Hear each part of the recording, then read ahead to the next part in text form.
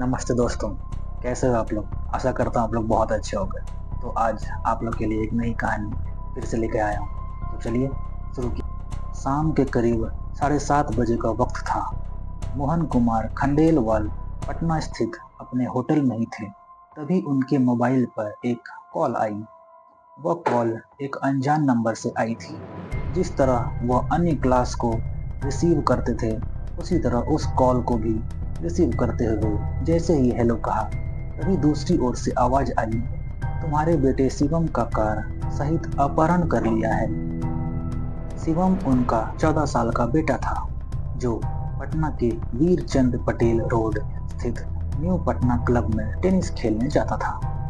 Car उनका driver Girish पाठक चलाकर ले जाता था। बेटे के अपहरण की बात सुनकर मोहन कुमार के तो जैसे होश ही उड़ गए। अपहर्ता बेटे को कोई हानि न पहुंचा सके, इसलिए वह बड़ी ही विनम्रता से बोले, आप मेरे बेटे को छोड़ दीजिए। बदले में आप मुझसे जो भी मांगेंगे मैं दे दूंगा। हमें 2 करोड़ रुपए चाहिए। पैसों का इंतजाम करने के लिए कल दोपहर 2 बजे तक का वक्त दिया जाता है। तुम तब तक पैसों का इंतजाम कर लो, और अगर तुमने पैसे नहीं दिए या फिर कोई चालाकी की दिखाने की कोशिश की तो तुम बेटे से हाथ धो बैठोगे। अपहर्ता ने चेतावनी दी, मैं पैसे दे दूंगा, लेकिन बेटे को कुछ नहीं कहना। हमें बेटे से बात तो करा दो, ताकि हमें कुछ तसल्ली आ जाए। मोहन कुमार विनम्रता से बोले। बेटे की आवाज सुनने के लिए वह फोन को कान से चिपकाए रहे। कुछ देर बाद उनके कान में बेटे की आवाज आई, हाँ पापा, मैं अंकल के कब्जे में हूँ। बेटे की आवाज से उन्हें महसूस हुआ कि जैसे वह डरा सहमा हुआ है। उन्होंने बेटे को हिम्मत बंधाते हुए कहा, बेटा घबराना मत, तुम बहुत जल्दी आ जाओगे। इससे पहले कि वह कुछ और कहते, दूसरी ओर से फोन डिस्कनेक्ट हो गया। उन्होंने कई बार हेलो हेलो कहा, इसके बाद भी कोई प्रतिक्रिया नहीं मिली। तो जिस नंबर से उनके फोन पर कॉल आई थी, कॉल बैक किया गया, लेकिन फोन स्विच ऑफ हो चुका था।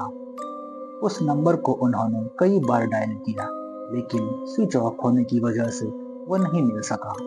उन्होंने अपने ड्राइवर गिरीश पाठक को फोन लगाया, लेकिन उसका फोन भी स्विच ऑफ आ रहा था। अपहरण शिवम का हुआ है तो ड्राइवर का फोन बंद क्यों है? अपहर्ताओं ने क्या उसे भी अपने काबू में कर रखा है, या वह उनके चंगुल से बाहर है? यह बात वह नहीं समझ पा रहे थे। मोहन कुमार खंडेलवाल की घबराहट बढ़ गई। वह होटल से सीधे कौशल्या स्टेट स्थित अपने घर पहुंचे। उन्होंने सबसे पहले अपने पत्नी से पूछा, शिवम टेनिस खेलने के लिए घर से कितने बजे निकला था? रोज की तरह वह शाम 4:15 बजे निकला था। मगर क्या हुआ उसे? आप यह सब क्यों पूछ रहे हैं? पत्नी ने पूछा। न चाहते हुए भी मोहन कुमार को बेटे की अपहरण की बात पत्नी को बतानी पड़ी। बेटे के अपहरण की खबर सुनते ही पत्नी रोने लगी। तब मोहन कुमार ने उन्हें समझाते हुए भरोसा दिलाया कि उनकी अपहर्ता से बात हो चुकी है, जल्द से जल्द बेटे को उनके पास ले आएंगे। जिस टेनिस क्लब में शिवम प्रैक्टिस करने जाता था, मोहन खंडेलवाल ने फोन से उस क्लब के संचालक से संपर्क किया, तो पता चला कि शिवम आज क्लब में पहुंचा ही नहीं था। इसका मतलब यह हुआ कि घर से क्लब जाते समय ही शिवम का अपहरण कर लिया था। उन्होंने रात करीबन 8:30 बजे फोन से पटना के वरिष्ठ पुलिस अधीक्षक मनु महाराज से बात कर बेटे को अपहरण की बात बता दी। साथ ही जिस फोन नंबर से उनके पास फिरौती के लिए फोन आया था, वह फोन नंबर भी उन्हें बता दिया। यह 7 फरवरी 2014 की बात है। मामला अपहरण का था, इसलिए एसएसपी ने तुरंत तेजातर पुलिस अधिकारियों की 3 टीमें बनाई। तीनों टीमों के निर्देशन की जिम्मेदारी एसपी सिटी जयंत कांत को सौंपी गई। एक पुलिस टीम शहर पुलिस उपाधीक्षक ममता कल्याणी की अगुवाई में बनी थी। एसएसपी के कहने पर मोहन खंडेलवाल एसपी सिटी जयंत कांत से मिले और उन्हें बेटे के अपहरण की कहानी बता दी। मोहन खंडेलवाल से बात करने के बाद एसपी सिटी ने शहर कोतवाली में अपहरण का केस दर्ज करा दिया। मोहन खंडेलवाल ने पुलिस को बताया कि उनका ड्राइवर गिरीश पाठक ही सेंट्रो कार BR1E8578 से शिवम को न्यू पटना क्लब ले जाता था और शाम 7 सवा 7 बजे वह टेनिस खेलकर घर लौट आता था। उन्होंने यह भी बताया कि शिवम के अपहरण के बाद ड्राइवर का फोन बंद है, इसलिए उन्होंने आशंका जताई कि शायद गिरीश पाठक ने ही अपने साथियों के साथ मिलकर शिवम का अपहरण कर लिया है। जिस नंबर से फिरौती की कॉल आई थी, पुलिस ने उस नंबर को सर्विलांस पर लगा दिया। जांच से यह पता चला कि वह फोन नंबर कर्नाटक का है और वह प्रदीप पाठक के नाम से लिया गया है, लेकिन फिरौती की कॉल करते समय वह सिम दूसरे MIME नंबर फोन में डाला गया था। पुलिस की तीनों टीमें IMEI नंबर और फोन नंबर के सहारे रात भर जांच को आगे बढ़ाने की कोशिश में जुटी रही। पुलिस को यह पता लग चुका था कि जिस समय अपहर्ता ने मोहन खंडेलवाल को फिरौती की कॉल की थी, उस समय उसके फोन की लोकेशन बिहार के ही भोजपुर जिले के नजदीक धनुपुरा गांव की थी। एक पुलिस टीम पटना में मुख्य जगहों पर लगे CCTV और NNPR कैमरों की फुटेज खंगालने लगी। NPR कैमरे शहर के मुख्य चौराहे पर लगे थे। इन कैमरों से वाहनों की नंबर प्लेट भी पढ़ी जा सकती है। पुलिस के पास खंडेलवाल की सेंट्रो कार का नंबर था, इसलिए वह इन कैमरों से यह जानने की कोशिश करने लगी कि वह सेंट्रो कार किस तरफ गई है। उधर बेटे की चिंता में खंडेलवाल दंपति को भी रात भर नींद नहीं आई। बीच बीच में वह पुलिस को फोन करके ये जानने की कोशिश कर रहे थे कि पुलिस को अपहर्ताओं और बेटे के बारे में कोई जानकारी मिली कि नहीं। पुलिस से उन्हें आश्वासन के अलावा कुछ नहीं मिल रहा था। सुबह होते ही पुलिस की टीमें धनुपुरा गांव चली गई और अपने तरीके से बच्चे के बारे में पता लगाने लगी। इसी दौरान पुलिस सर्विलांस टीम से खबर मिली कि जिस नंबर से खंडेलवाल से फिरौती की रकम मांगी गई थी, वह नंबर कुछ देर के लिए दूसरे फोन में डाला गया था। वह फोन वही था जिसमें कर्नाटक वाला यही नंबर रेगुलर यूज किया जाता था। वह फोन कुछ देर के लिए ऑन होने पर पुलिस का नाम आसान हो गया। इससे पुलिस को उसी की लोकेशन पता चल गई। उसकी लोकेशन धनुपुरा के पास इब्राहिम नगर की थी। इब्राहिम नगर में पुलिस टीमों ने घर घर जाकर सर्चिंग शुरू कर दी। तभी सुबह 6 बजे एक मकान में 2 युवक और अपहृत शिवम मिल गया। शिवम के हाथ पैर बंधे हुए थे और उसका मुंह भी कपड़े से बंधा था। शिवम को सही सलामत बरामद करने की बात जांच टीम ने SSP को बता दी। बाद में बात मोहन खंडेलवाल को भी बता दी गई। बेटे को अपहर्ताओं के चुंगल से छुड़ाने पर खंडेलवाल दंपति की खुशी का ठिकाना न रहा। वे तुरंत कोतवाली पहुंच गए। पुलिस ने जिन 2 युवकों को हिरासत में लिया था, उन्होंने अपने नाम अभिषेक सिंह और प्रदीप पाठक बताए थे। दोनों युवकों से पूछताछ करने के लिए पुलिस गिरफ्तार करके उन्हें कोतवाली ले गई। अभिषेक और प्रदीप पाठक से पूछताछ करने पर ये पता चला कि शिवम के अपहरण की साजिश खंडेलवाल के होटल में काम करने वाली युवती अनामिका और उसके पति गिरीश पाठक ने रची थी। मोहन खंडेलवाल ने भी बेटे के अपहरण में गिरीश पाठक पर शक जताया था। गिरीश और उसकी पत्नी अनामिका पिछले 2 दिनों से अपनी ड्यूटी पर भी नहीं आ रहे थे और उनके फोन भी स्विच ऑफ थे। पुलिस ने भी दोनों मास्टरमाइंड की तलाश शुरू कर दी, लेकिन उनका पता नहीं लगा। केवल 14 घंटे के अंदर अपहृत बच्चे की सही सलामत बरामद के अलावा 2 अपहर्ता भी गिरफ्तार किए जा चुके थे। यही पुलिस की बड़ी उपलब्धि थी। अभियुक्त अभिषेक और प्रदीप पाठक से विस्तार से पूछताछ की गई तो शिवम के अपहरण की दिलचस्प कहानी सामने आई। बिहार की राजधानी पटना शहर में कौशल्या स्टेट के रहने वाले मोहन कुमार खंडेलवाल का शहर में एग्जीबिशन रोड पर एक होटल था। इसके अलावा उनके कई और बिजनेस भी थे। इसकी वजह से उनकी गिनती शहर के अच्छे बिजनेसमैनों में थी। उनका एक बेटा था शिवम। वह सेंट जोसेफ हाई स्कूल में कक्षा 9वीं में पढ़ता था। 14 वर्षीय शिवम को पढ़ाई के साथ टेनिस खेलने का शौक था। बेटे की रुचि को देखते हुए मोहन खंडेलवाल उसकी प्रतिभा बढ़ाना चाहते थे। अच्छे खिलाड़ी बनने के गुर सीखने के लिए शिवम पटना के वीर चंद पटेल रोड पर स्थित न्यू पटना क्लब जाने लगा। वहां वह 2.5-3 घंटे टेनिस की प्रैक्टिस करता था। खंडेलवाल ने बेटे को क्लब ले जाने और वहां से घर लाने के लिए अपने ड्राइवर गिरीश पाठक की ड्यूटी लगा रखी थी। गिरीश ही सेंट्रो कार से शिवम को शाम 4 बजे क्लब ले जाता और उसको प्रैक्टिस करने के बाद 7 सवा 7 बजे घर लाता था। गिरीश पाठक खंडेलवाल के होटल में रिसेप्शनिस्ट की नौकरी करने वाली अनामिका का पति था। अनामिका पटना के ही थाना जगनपुर के कक्करबाग के रहने वाले दिलीप कुमार की बेटी थी। वो वहां पर एक डेयरी चलाते थे। अनामिका अपने दो भाइयों के बीच अकेली बहन थी, इसलिए परिवार में वह सबकी दुलारी थी। इंटरमीडिएट पास करने के बाद उसने मोहन खंडेलवाल के होटल में रिसेप्शनिस्ट की नौकरी कर ली। खंडेलवाल के यहाँ गिरीश पाठक नाम का एक युवक ड्राइवर था, जो भोजपुर जिले के कचन्नत गांव में रहने वाले देवेंद्र नाथ पाठक का बेटा था। मोहन खंडेलवाल को जब वह उनके होटल ले जाता तो फुर्सत में रिसेप्शनिस्ट अनामिका से बात करता था। हम उम्र होने की वजह से दोनों खूब बातें करते थे। धीरे धीरे उनके बीच बातों का दायरा बढ़ता गया और वे एक दूसरे को चाहने लगे। दिनों दिन उनका प्यार बढ़ने लगा। हालात यहाँ तक पहुँच गए कि अलग अलग जाति होने के बावजूद उन्होंने शादी करने का फैसला ले लिया। फिर घर वालों की मर्जी के खिलाफ गिरीश पाठक और अनामिका ने जनवरी 2013 में प्रेम विवाह कर लिया। शादी के बाद दोनों ही पटना में किराए पर कमरा लेकर रहने लगे। क्योंकि दोनों ही कमा रहे थे, इसलिए उनकी गृहस्थी ठीक ठाक चल रही थी। वे एक बड़े बिजनेसमैन मोहन खंडेलवाल की यहाँ नौकरी करते थे। खंडेलवाल के ठाट बाट देखकर उनके मन में भी ऐसी की जिंदगी गुजारने की लालसा होती थी, मगर जितनी पगार उन्हें मिलती थी उससे उनकी महत्वाकांक्षाएं पूरी होने वाली नहीं थी। ऐसा क्या करें जिससे उनके पास ही अकुत संपत्ति हो जाए, इसी बात पर वे विचार करते थे। इसी दौरान उनके दिमाग में विचार आया कि जिस खंडेलवाल के यहाँ वे नौकरी कर रहे हैं, क्यों ना उनके बेटे शिवम को किडनैप कर लिया जाए। क्योंकि वह पैसे वाले हैं, इसलिए शिवम की फिरौती पर उन्हें मोटा पैसा मिलने की उम्मीद थी। शिवम को क्लब तक गिरीश ही छोड़ने जाता था, इसलिए उसका किडनैप भी आसानी से होने की उम्मीद थी।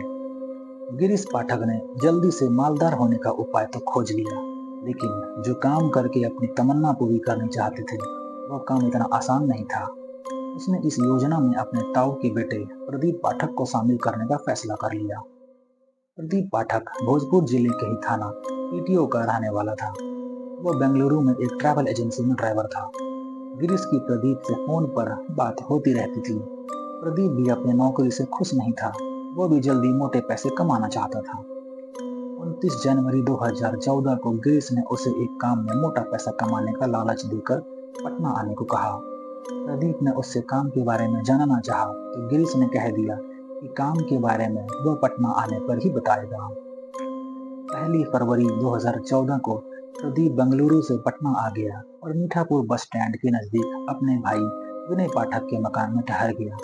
फोन करके उसने गिरीश को अपने आने की सूचना दी तो वह उसके कमरे पर ही पहुंच गया। गिरीश ने उसे बिजनेसमैन मोहन खंडेलवाल के 14 वर्षीय बेटे शिवम की अपहरण कर मोटी फिरौती वसूलने की योजना बताई। अच्छे पैसे मिलने की उम्मीद में प्रदीप ने हामी भर दी। वे इस गेम को सुरक्षापूर्वक खेलना चाहते थे। गिरीश चाहता था कि उनके साथ कोई ऐसा शख्स और शामिल हो जाए जो दबंग टाइप का हो।